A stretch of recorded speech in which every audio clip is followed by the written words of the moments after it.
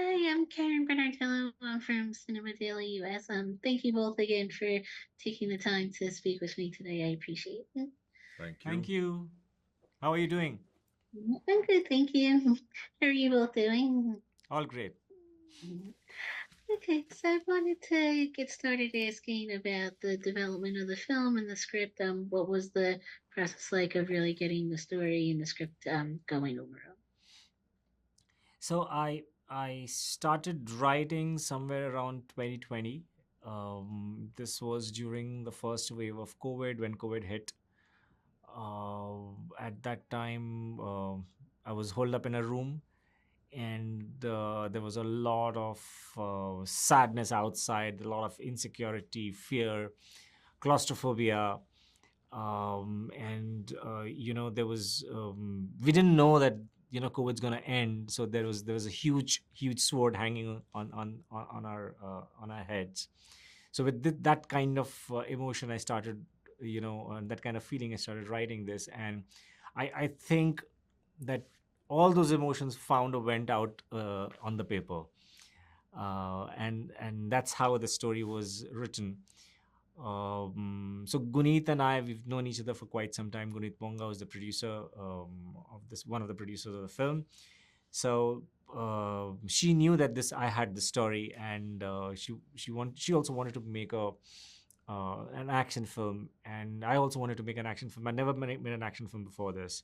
So I went to her and I said that I wanted to make this action film, but this is very difficult because this is not the kind of action film which India makes, because India makes very different kind of action films. The action is slightly hyper-real. Something like what a Chuck Norris films are, that kind of an action film we make in India. And I said, I don't want to make that kind of an action film because this is in that contained train, in that contained environment. I want it very, up and tight and in close encounter. So I want to see if somebody's punching on somebody on a face. I want to see that impact happening on the screen. And it's a difficult film to be made because till date, I don't think India has attempted this kind of a film. So Guneet said, "Yeah, I know it's difficult, but if it's difficult, let's make it." So that's how the process started. Uh, when I went into pre-production, it was a different ballgame altogether. While you can always write whatever you want to write, but when you start to make it, it's a different challenge because it's not been done in India. So we had to do a lot of prep, lot of research, lot of a lot of figuring out how a particular action sequence is done. So that's why we got Mr. Oh Young as an action choreographer from South Korea, who's been on films like Snowpiercer. And we took his expertise, and that's how this entire film started. The prep for the action sequences started happening. Yeah. And also, I wanted to ask about the casting, and I also wanted to ask you, Lakshya, about starring in the film. What was it about your character in the script that you really enjoyed and wanted to take part in it as well? So when I got the script for the first time, I remember like Nikhil and I, we were sitting at Dharma office, and that particular time I was working on a very different film that spoke only about romance and me coming out of a swimming pool in a swimming trunk, looking all nice and what do you say, the quintessential Bollywood hero, and then comes Nikhil with the script, which only had blood and blood in it. And next thing you know, I just we got to the narration. It started, and halfway through the narration, in my head I was actually doing it. I was manifesting it to an extent where I was just seeing myself doing all these stunts, seeing killing people, the blood around me all over, and I'm sold. I'm in my head, I'm sold. And once the narration got over, and my only question to him was, when are we getting started? I was so excited to just start this process as soon as we can. And the next thing you know, we started the process of training. Then Mr. O came on board, and then he created a set somewhere around the real set where all the training took place. I trained. Then we went to the actual training camp of the commando. Like I'm playing a commando in the film, NHD Commando. So we went to the actual base camp where these guys train, just to get an insight on how these guys maneuver, how these guys function, how do they think, how do they fight, how do they train, everything from basics to advanced. We learned everything about them. We tried to learn few things about them. We got inspired by them so much through that. And then martial arts started happening. We trained for over 8 months, day in, day out, no days off. And yeah, that's about it. It was a long, lengthy, great process. And yeah, given a choice, I would do it all over again. Mhm. Speaking also of the action sequences, once you began filming with the majority of the story being set in the train, how did that really influence the way that you and the rest of the cast and everyone was able to really coordinate the fights on the train as well? I didn't get the question. Sorry, I didn't get the question. Yeah, what was the experience like of being with the majority of the story taking place on the train? How did the location really influence the action sequences as well and working on that aspect It of the was film? quite unique, to be honest, because nothing of this sort has ever been seen or heard of especially in Indian cinema, because we have always seen, as he said, the Chuck Norris way of action in our country. And this was exciting because, as an actor, also when you are in such a confined space, you are put in a very challenging position, and it also helped us in a way that we were so aware of our surrounding, and the lack of freedom, the lack of space, brought us to a point of discomfort, and that discomfort is very evident on the screen as well.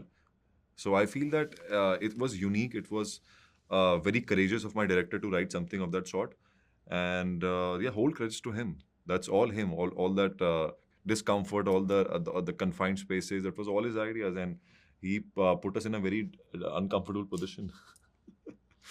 I put them in a tight spot. Yeah. And also, how did the being on the train also influence the cinematography and really figuring out how you wanted to visually shoot the film as well? So, our set was very unique. It was actually made with the same material with which the train is made, and it was on a raised platform. So, and because it's an action film, so I wanted all the walls of the set to be collapsible. So it was almost like that, like each and every wall which you see in the screen can be moved. So there are hydraulic machines, there are motors, there is pulleys, and there are people actually pulling and pushing the walls. So we used a lot of ways to give room to the cinematographer to shoot it. Having said that, even despite doing all that, Rafi Mahmood, our cinematographer, he did not have ample space, still because of that. So what he did was, he's and I say this very often, like when I was told that he's our director of photography, I met him, and then later I realized that he lied to me because he's not a director of photography, he's a scientist. He designed, so there is no external light used in the film. Everything is whatever lights which you see, there are service lights. It is embedded in the set itself, and he designed a lot of equipment which can be used only to shoot our film.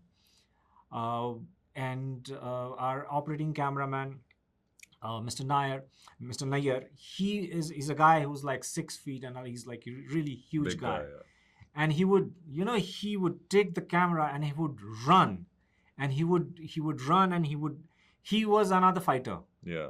He was actually another fighter, because these guys would fight and he would like just turn around the camera the way if I'm turning around my phone, this is how he used to handle the camera. So it was a very, very different kind of an experience while shooting the film.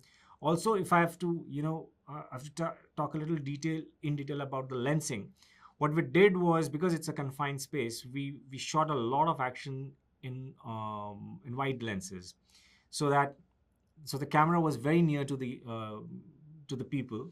So my object and the camera, they had very little space. Also, that meant that it looked a little larger than life. The space looked a little wider, and also it had some pitfalls also, because a lot of times these people would hit a camera, Bump into the camera. Instead of fighting the goons, they would fight the camera. So there were a lot of times like that.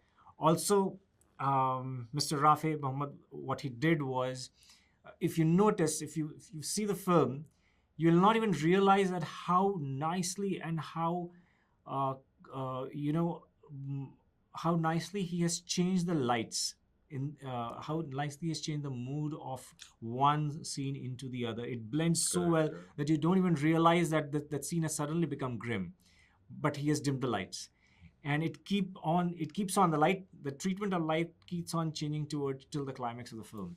So it's a fantastic cinematography which Rafi Mohammed has done.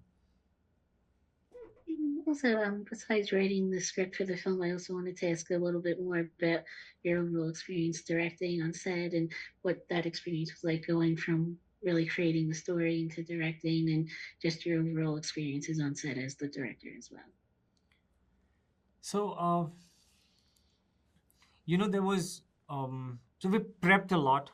We did a hard prep of around 9 months, and we did all kinds of research, because we were not very sure of because this kind of a thing has not been done before ever in India. So for everything there was a lot of prep involved. There was a lot of research involved. There was a lot of so many times we would falter.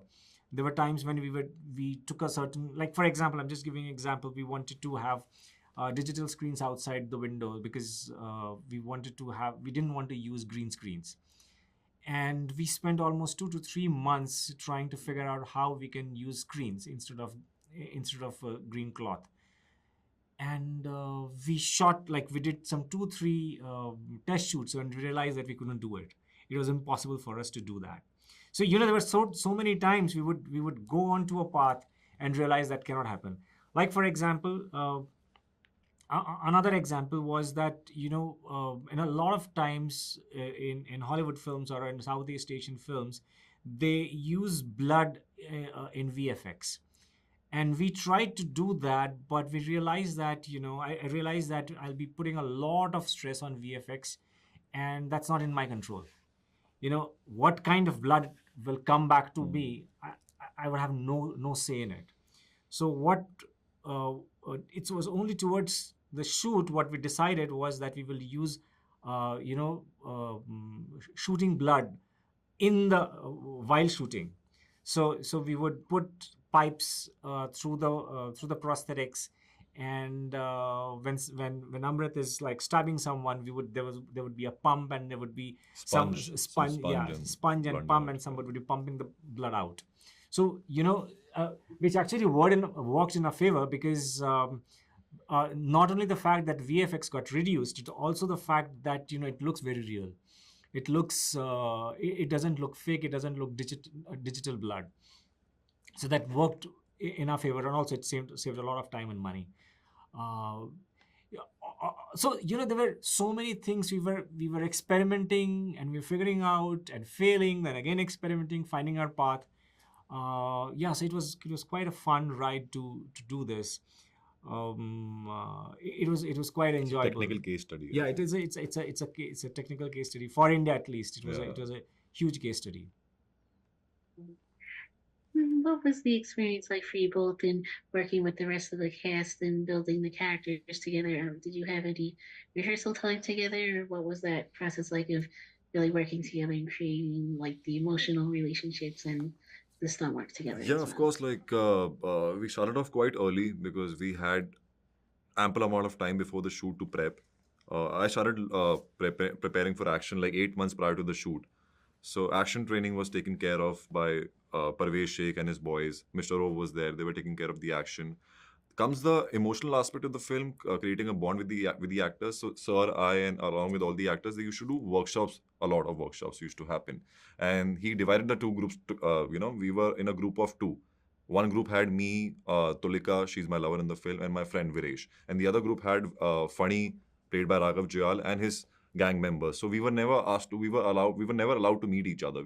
We were asked not to see each other also. That was a process that he made us go through.